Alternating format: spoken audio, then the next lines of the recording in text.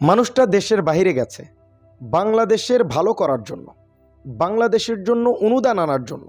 বাংলাদেশে ভালো ভালো ফ্যাক্টরি তৈরি হবে, ভালো ভালো হাসপাতাল তৈরি হবে, বাংলাদেশের মানুষ যেন বন্যায় ক্ষতিগ্রস্ত না হয় সেই জন্য প্ল্যান প্রোগ্রাম করার জন্য চীন সফরে গিয়েছে। সবচাইতে সফল সফর ধরা হচ্ছে ডক্টর ইউনূসের এই সফরকে। গেল কিসের জন্য? তার নিজের জন্য না, বাংলাদেশের জন্য, বাংলাদেশের জনগণের জন্য। সেই ডক্টর ইউনূসকে চীন ফেরত আসার আগেই, বাংলাদেশে মাত্র আসছে, আসা মাত্র তার ক্ষমতার মসনদে বসার আগেই এরকম হুমকি ধামকি, এরকম কথাবার্তা ইউনূসের শোনা লাগবে, এটা ইউনূস সরকার হয়তো কখনো কল্পনা করে নাই। আমার মনে হয় কি জানেন, ডক্টর ইউনূস সরকারের জীবনের সবচাইতে বড় ভুল এই আহাম্মক বাঙালি জাতির প্রধান উপদেষ্টা হওয়া। তার টাকা পয়সা সম্মানের কোনো অভাব নাই, এই দেশের প্রধান উপদেষ্টা তার হইতে হইব না। তার লেকচার শোনার জন্য মানুষ টাকা দিয়ে তারে ভাড়া করে নিয়ে যায়। প্রত্যেক দেশে তার আলাদা একটা সম্মান আছে, কিন্তু আমাদের দেশে, আমাদের বাঙালি না, আমরা ভালো জিনিস খাইতে জানি না। বলবেন ওহাব ভাই এত রাগ করে কথা বলতেছেন, ভাই এই মানুষটা দেশের জন্য কি করতেছে আর আমরা তারে কি করতেছি আজকে একটু শোনেন। বাংলাদেশে মাত্র আসছে না, যে কেতন শুরু হয়েছে একটু জানাতে আসছে আপনাদেরকে, ভিডিওটা একটু শেয়ার করে দিবেন, সত্য বিষয় যেন মানুষ জানতে পারে, বুঝছেন। তার আগে একটা প্রশ্ন করি, এই যে 2000 ছাত্র জনতা, জুলাই আগস্টের যে একটা গণহত্যা, এখানে যে ছাত্র জনতা জীবন দিল, এত এত মানুষ মারা গেল, এই মারা যাওয়াটা কি শুধুমাত্র একটা সুষ্ঠু নির্বাচনের জন্য, নাকি সংস্কারের জন্য, সিস্টেমের সংস্কারের জন্য, নাকি একটা সুষ্ঠু নির্বাচনের জন্য? একটু কমেন্ট করেন তো। একদল লোক তারা বলতেছে যে নির্বাচনের জন্যই এই উত্থানটা হয়েছে। আপনারা কি মনে করেন? আপনারা তো সাধারণ জনগণ, একটু বললেন ছাত্র জনতা কি নির্বাচনের জন্য জীবন দিচ্ছে না সংস্কারের জন্য? প্রিয় দর্শক মণ্ডলী, এইবার আসেন কি ঘটছে, ডক্টর ইউনূস কত কিছু আনছে, এ ব্যাপারেও তো আপনাদেরকে আমি বিস্তারিত জানাইছি। এই মানুষটার জন্য হলেও একটা লাইক দিয়েন ভিডিওতে। বিএনপি অনিশ্চয়তায় ভুগতেছে, তারা নির্বাচনের কোনো রোডম্যাপ পাচ্ছে না। ডক্টর ইউনূস একবার বলতেছে ডিসেম্বর, আবার বলতেছে 26শে জুলাই, এর মাঝামাঝি সময়। কিন্তু বিএনপি যেটা করতেছে যে নির্দিষ্ট একটা সময় ফিক্সড করে দিতে হবে, এবং আমরা যতটুকু নিউজ পাইছি আপনাদেরকে যতটুকু জানাচ্ছি, এই ঈদের পরেই বিএনপি তারা ডাক দিয়েছে, তারা রাজপথে নামবে জনগণের ভোটাধিকার আদায়ের জন্য। জনগণ নাকি নির্বাচন চায়। আপনারা তো জনগণ দেখতেছেন, নির্বাচন কি চান? বিএনপির অনিশ্চয়তা কেন তৈরি হয়েছে? সার্জিস আলম ভাই একটা পোস্ট করছে বা একটা কমেন্ট করছে, যে কথাটা তিনি বলছেন ডক্টর ইউনূসকে 5 বছরের জন্য প্রধানমন্ত্রী পাওয়ার আকাঙ্ক্ষা থাকবে। সার্জিস, এই কথাটা যখন সার্জিস আলম বলছে, ওইদিকে পিনাকি দাদা সমর্থন করতেছে, সরকারের সব পজিটিভ দিকগুলো সবাই সমর্থন করতেছে। এইদিকে কিছু দলের হতাশা, আপনারা শুনলে অবাক হবেন, সব দলই সংস্কারের পক্ষে, শুধুমাত্র আপনাদের প্রাণপ্রিয় বিএনপি ছাড়া। তারা যেটা বলতেছে, অনির্দিষ্টকালের জন্য সংস্কার চায় না জনগণ। আপনারা তো জনগণ, অনির্দিষ্টকালের জন্য কি সংস্কার চান না?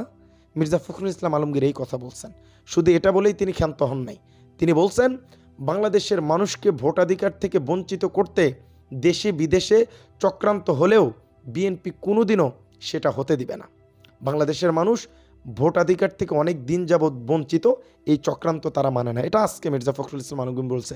শুধু এটা বলে ক্ষান্ত হয় নাই, আরও যেটা বলছে, ষড়যন্ত্র চক্রান্ত শেষ হয়নি, সমস্ত ষড়যন্ত্র এবং চক্রান্তকে ব্যর্থ করার মাধ্যমে বাংলাদেশে আমরা জনগণের সরকার প্রতিষ্ঠা করব ইনশাআল্লাহ।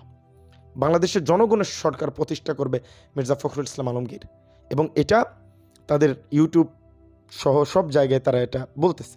এবং খসরু সাহেব কি বলছেন, রেজভী সাহেব কি বলছেন, এগুলো আপনাদের জানা। তো এই জিনিসগুলো ডক্টর ইউনূস তো বলেই দিছে যে এই সময়ের মতো নির্বাচন হবে, এবং উপদেষ্টা আসিফ মাহমুদও বলতেছেন যে এই সময়ের ভিতরে নির্বাচন হবে, আপনারা নির্বাচনের সময় নিয়ে এত জনগণের ভিতরে বিভেদ তৈরি করেন না। কিন্তু তাদের ভয়, ডক্টর ইউনূসের যে পরিমাণ জনপ্রিয়তা এবং যে পরিমাণ তারা জনগণ ডক্টর ইউনূসের কাজগুলোকে সমর্থন করছে, এবং ডক্টর ইউনূস যেটা করতেছে এগুলোকে মানুষ অ্যাপ্রিসিয়েট করতেছে, এটা জ্বলাপড়ার মূল কারণ। এবং তাদের একটা কথা, কোনো বিচার বিভাগের নিয়ন্ত্রণ নাই। এই পর্যন্ত যারা দেখতেছেন, গতবারের তুলনায় এইবার রমজান, কারেন্ট, দেশের অবস্থা, আপনার অর্থনৈতিক খাত বলেন, বাজার বলেন, রোড বলেন, সব জায়গায় কি স্বস্তির দেখা মিলছে না? 16 বছরের কাজ কি 7 মাসে করা সম্ভব? পারবেন কেউ? তো আমার কাছে যেটা মনে হয় ভাই, এই সমস্ত কিছু না। আপনারা কি মনে করেন যে ডক্টর ইউনূস কি ক্ষমতায় আরও বেশি দিন থাকতে পারবে? আপনারা কি সেটা চান? একটু জানায়েন তো। কারণ আমার মনে হয় না যে পারবে, এটা সম্ভব না। বিএনপি রাজপথ নামবে, বিএনপি একটা বড় দল, আওয়ামী লীগ তো নাই। তো এটা নিয়ে একটা হট্টগোল তৈরি হবে। ডক্টর ইউনূস তো এগুলো মানে চিন্তা করবে যে কি, কাদের জন্য কি করতে আসলাম। তার তো খারাপ লাগবে যে ভালো করতে এসে আমি খারাপ হয়ে গেলাম, ভিলেন। তো আমার কাছে যেটা পার্সোনালি মনে হয়েছে যে প্রফেসর ডক্টর মোহাম্মদ ইউনূসের জীবনের সবচাইতে বড় ভুল সিদ্ধান্ত যদি তিনি নিয়ে থাকেন একজন জ্ঞানী মানুষ হয়ে, সেটা হচ্ছে বাংলাদেশের মতো দেশের মানুষ, যে দেশের মানুষ নিজেদের ভালো চায় না, এই দেশের প্রধান উপদেষ্টা হওয়া। আমার মনে হচ্ছে যে তার ক্ষমতা ছেড়ে দিয়ে চলে যাক, আমাদের ভাগ্য উপরওয়ালা যা লিখে রাখছে, যেটা আগেও হয়তো এখন হবে। চীন সফর থেকে কত কিছু অর্জন তিনি নিয়ে আসছে, আর আমরা তাকে এটা উপহার দিলাম যে নির্বাচন দেন, না হলে আমরা ঈদের পরে আন্দোলনে নামব, ঘোষণা। তো আসলে আমার কিছু বলার থাকে না। এই নিউজগুলো যখন আমি পড়ি বা এই নিউজগুলো যখন আমি করি, তখন সত্যিই আমার ভাল লাগে না। গতকাল যখন নিউজ করতেছিলাম, প্রফেসর ডক্টর মোহাম্মদ ইউনূসের যে কারসাজিগুলো, তিনি যে কাজগুলো করছেন, বিশ্বাস করেন আমার লাইফে, আমার ইউটিউব জীবনে যতগুলো ভিডিওতে সর্বোচ্চ ভিউজ হয়েছে, সেই ভিডিওতেও এত কমেন্ট পড়ে নাই। গতকালের ডক্টর ইউনূসের কাজ নিয়ে, তার যে বাংলাদেশ নিয়ে তিনি যে কাজগুলো অর্জন করছেন চীন থেকে, তো সেই জিনিসটা নিয়ে আমি একটা ভিডিও করছি এবং এখানে আমি জানতে চাইছি যে আপনারা ডক্টর ইউনূসকে চান কি না। বিশ্বাস করেন 2000 মানুষ কমেন্ট করছে, একজন মানুষও ডক্টর ইউনূসের বিপক্ষে বলেনি। জনভোট যদি হয় যে সংস্কার নাকি নির্বাচন, ডক্টর ইউনূস নাকি নির্বাচন, আপনি কোনটা চুজ করবেন? তা আমার কাছে এটা ব্যাড নিউজ ছাড়া আর কিছু মনে হয়নি।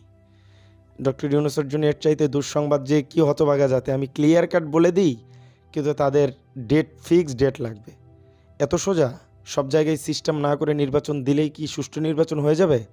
ইশরাক সাহেবকে তো মেয়র পদ ফিরিয়ে দিছে, কই এটা নিয়ে তো কোনো আন্দোলন মিছিল মিটিং হলো না, সেখানে তো খুব সরকারের বাহবা। আমার অনুরোধ কোনো দলকে ছোট করা না, কারোর বিরুদ্ধে বলা না, কিন্তু জনগণ যেটা চাচ্ছে সেটাই বললাম। কিন্তু আমার মনে হয় দেশ রাজনীতিবিদরাই চালাবে, এটাই বাস্তব, তারাই চালাবে দেশ। এই দেশ ডক্টর ইউনূস চালাবে না, আওয়ামী লীগ চালাবে না, বিএনপি চালাবে, জামাত ইসলাম চালাবে, এনসিপি চালাবে, আরও যে দলগুলো আসবে, গণ অধিকার পরিষদ, তারা চালাবে। কিন্তু আমার মনে হয় যে সংস্কারটা একটু করে দিয়ে, সিস্টেমটা একটু ভালো করে আইনা দিয়ে, দেশের অর্থনীতিতে যেহেতু ডক্টর ইউনূসের একটা বহির্বিশ্বে একটা আলাদা পাওয়ার আছে, সেটা করে দিয়ে গেলে তো আপনাদেরই ভালো, আপনারাই তো খাবেন। আমরা জনগণ তো ভর্তে থাকবো, আমাদের আর কি কাজ?